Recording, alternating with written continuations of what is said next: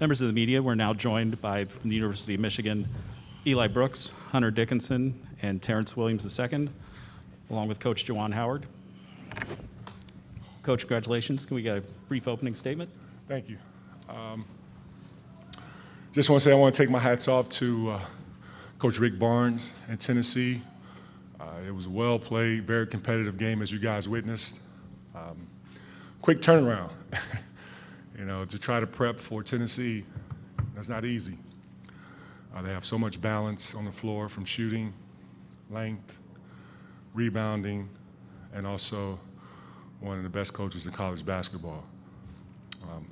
Really appreciate how our staff, with a quick turnaround, all hands on deck, helping with the prep. I really admired how our players came out and competed from start to finish after being down at halftime. So collectively, it was a total team effort. Once again, members of the media, we have 2 microphones in the back. State your name and affiliation. We'll start right up here. Chris Ballas with Wolverine.com, On3.com. Hunter, Eli, can you just talk about the minutes that Terrance gave you down the stretch and how big that proved to be? Yeah, I mean, in practice and in the huddles, we talk about him being a dog, being the toughest, nastiest out there, and those 2 rebounds, those putbacks were big to keep the momentum going. We know he can do it, and I'm just happy for him. Hey man, this been my guy, you know, since like day one, since I've been starting playing b-ball. I've seen him make, you know, he's a primetime player, bro. I don't care, you know, how many minutes he plays, you know, no matter what, my man's gonna make winning plays when he's out there, and he just did that today. And I mean, we don't win without Terrance Williams today. Next question right here, the white. Juwan, post-game you were seen consoling Kennedy Chandler on Tennessee. What can you say about what you told him? Well, you know, Kennedy, obviously we know he's an elite player, and he's one of the best guards in the country. And, you know, getting the chance to know Kenny back when my youngest son, Jet, and Kennedy played together in AAU, and they won that, actually, the LeBron James tournament in Ohio. So we've had a relationship back then. And just watching his growth, I've always been impressed. We recruited him. Unfortunately, we wasn't that lucky. But to see, you know, the output, the effort, the growth, and being able to produce like that on the floor, and how he led his team in a special way. So I just gave him some words of encouragement. It shows his emotion, that he cares. And, you know, as coaches, you know, you appreciate that. Next question over here, the gray sweater. Michael Cohen with the Detroit Free Press. Eli, you've made a lot of runners, a lot of floaters in your career. Can you kind of walk us through the hook shot and how that possession unfolded? I mean, I got a little deeper than I wanted to, and so I didn't have that great of an angle for the backboard. The best option was just going straight at the basket. Next question, Kevin.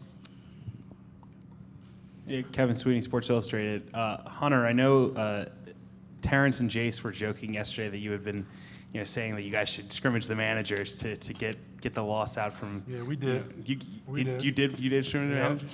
See, Hunt was giving me some buckets out there earlier today. Yeah. But can you kind of speak to how cognizant you guys were of that streak and what your message was as a leader of the team to your guys about it? I mean, yeah, no, they put it up in our lockers before we left, before the Indiana game, you know, about the recent trend. And so we were well aware of it, you know, for a while now, and something that's definitely been wearing on us, but there's no better time to break the streak than now, I guess. Next question, black sweater over on the right. For any and all of the players, Bob Winowski, Detroit News. You're down 6, and turnovers have been an issue, and Tennessee's defense is doing what it does. What did you guys find there when you're down 6 with 8 minutes left in yourselves? I feel like we just stayed connected during that time. Like you say, we turned the ball over, and, you know, things were going our way. But, you know, being the most connected team is what Coach Howard always talks about. And I feel like during that stretch, we were the most connected team, and we didn't go our separate ways, even though we were making mistakes. Next question, Burgundy, right here. Andrew Kahn, M Live, for any or all of you. Even if forget the streak of not winning 2 in a row, I mean, to play your best basketball now over these last, you know, few days, when the season is on the line. I guess, how do you explain that, how well you guys are playing after kind of a roller coaster year? I don't think we're playing our best basketball right now, like to our potential. We still have a lot of mistakes that we have to clean up, turnovers, miscommunication. So that's the scary thing with this team. If we keep on staying connected, good things are going to happen down the line. Next question in the front, the red. It's Kyle with Sports Report Media. Hunter, question for you. What's it like to play with these guys? I mean, Michigan's just been so strong in so many sports this year, but what's it like for you to wear that M and just think, man, this is my team? No, I mean, it means a lot. Like that's one of the reasons why I ended up choosing Michigan was, the pedigree and like the tradition of winning, comes to football, basketball, hockey, we got field hockey, it just seems like everybody's winning at Michigan. And there's a prestige that comes with wearing that block M that, I don't take lightly and something that, I wear proudly when I walk out here, with the Michigan across my chest. Next question on the far side over here. Austin Meek with The Athletic. Eli, you've put that uniform on so many times in your career. As time's running down there, are you thinking about getting the chance to wear that uniform one more time? And what does it mean to you to get here after the ups and downs you've had this year? I mean, yeah, that's definitely in the back of my mind, but I'm just trying to live in the moment right now. Cherish the time that we have with the people that are in my life right now at Michigan, and just enjoy the process of going through this tournament again and having that chance of getting our last goal. Go to the back corner over here. Juwan, I do know you don't like to talk about personal feelings, but I did witness the embrace between you and a couple of your fellow famous Michigan alums, Chris Webber, Mark Hughes, at the end of the game. What did that mean to you? How important was it for you to share this moment with them? Beautiful moment. It's a beautiful moment to be here and to witness guys that I've been in the trenches with, Chris Webber, Jalen Rose, Ray Jackson, and then to see my big brother, Mark Hughes, a guy that helped recruit me to come here to the University of Michigan. Mark told me back when I was in high school that my years at Michigan would be memorable moments that's going to help mold me to the man that if I continue to stay here and grow, that I'll have a lot of success and become a champion. To see them out here and supporting this team and taking time from their schedule, away from their families, it means a lot. I will never forget this day, and I appreciate all the support they have behind the scenes been in my corner from day one. Stay in the back here. Hunter, your stat line, 27 points, 11 rebounds, 4 assists. Can you just talk about how proud you are of your performance today and what it means to take this team to the Sweet 16? Hey, man, just being able to play in the NCAA tournament is just, dreams come true for any basketball player. It's something that, we've been, every kid grows up watching the NCAA tournament, and, just being able to play good in it is, just an amazing experience. Obviously, being a big man, you can't really just get the ball without, your teammates. So obviously, I got to give a shout out to them because, they find me in great spots. The coaching staff puts me in great positions to score. They make it easy for me out there, and making it to the Sweet 16 is, as literal as it is sweet, because nobody believed in us. I mean, everybody thought we shouldn't even be in the tournament, and now people that were hating on us before the tournament are going home and about to watch us next week. Front row. Tom Crawford, Fox 47, Press Pass, Lansing. This for Eli or T. Will. The three ball, I think Tennessee hit 14 on Thursday, 2 of 18 from the perimeter. Talk about the emphasis on protecting the arc and how that turned into a W for you. Yeah, that was mostly in the game plan, guarding the perimeter. They had shooters. The guard play for Scovey is definitely a big shooter, but, one of the game plans was to guard the three-point line. I feel like we did our job today in guarding that three-point line. As you just said, they went 2 for 18, and, they're a good shooting team, so I think we did our part. Eli, you want to answer that too? Yeah, I mean, just to piggyback off T. Will, that was like the main focus. I mean, don't run them off the line, stay down on shot fakes, and we did that. That was like the biggest key of winning the game. Over on the right here. Al Giannakopoulos, Wood TV. Eli, you said that your team hasn't even reached its potential yet. What has to be done to reach that end there? I think just making the simple plays. I think sometimes we get sped up. We play out of character. So just maturing in that aspect and trusting one another.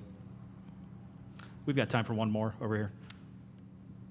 A lot of kind of unusual things happened this season, from the COVID shutdown to having to play some games without your key players to the incident in Wisconsin. I guess behind the scenes, can you kind of describe what the emotions were like throughout this year? Were there any moments that were kind of dicey for this team? And if there weren't, what held you guys together? There wasn't really any doubt that this team is special, and that starts with our coach believing in us, and just the group of guys that are in the locker room. We have a good group of guys that have the same drive, the same passion, and that's a credit to Juwan, the coaching staff, finding those guys out there that you like to be around. There wasn't a second that anybody strayed away, and bought into the system, and we're in the Sweet 16, so it's good. It's good to see. Thank you, gentlemen. Good luck in the next round. Well said. Go blue. Go blue. Great job. Great job, big fella. Great job, T. Thank you. I can head out? Yes. Oh, thank you. You're dismissed.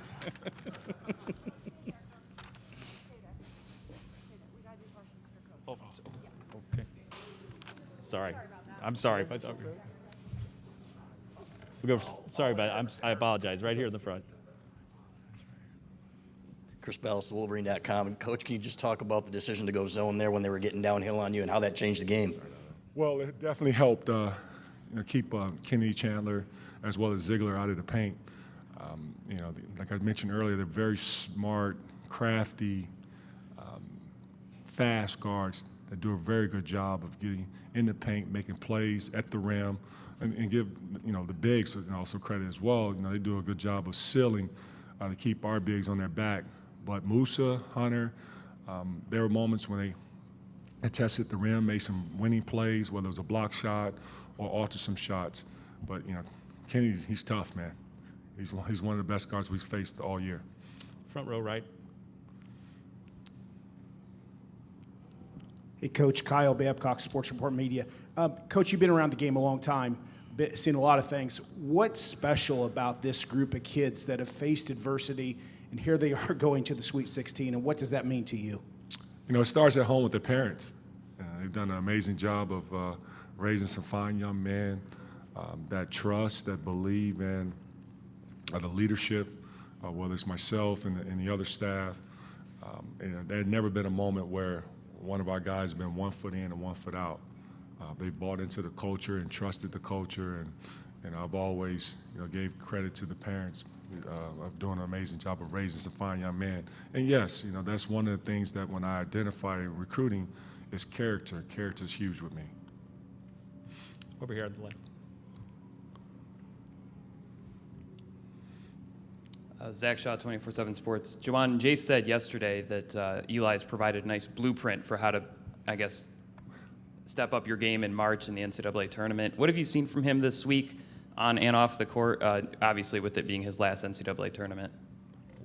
Well, I always said Xavier Simpson was one of the best leaders to ever put on a Michigan uniform.